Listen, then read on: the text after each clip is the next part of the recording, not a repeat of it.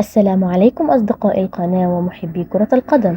أقدم لكم في هذا المقطع موعد مباراة الأهلي وبيراميدز، وذلك في إطار مباريات الدوري المصري الممتاز ضمن منافسات الجولة رقم 31، وذلك في مباراة حاسمة ومصيرية لأن نتيجتها ستلعب دورا في تحديد بطل النسخة الحالية من بطولة الدوري.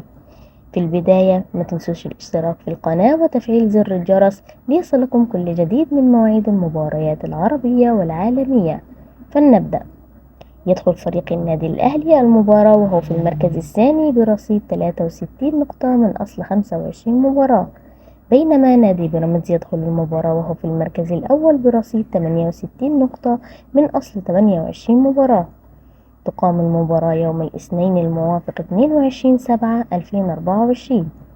تبدأ المباراة الساعة 9 مساء بتوقيت مصر والسعودية والعراق والكويت وسوريا والأردن وفلسطين واليمن، وفي تمام الساعة 10 مساء بتوقيت الإمارات وعمان، وفي تمام الساعة 8 مساء بتوقيت السودان وليبيا، وفي تمام الساعة 7 مساء بتوقيت تونس والجزائر والمغرب.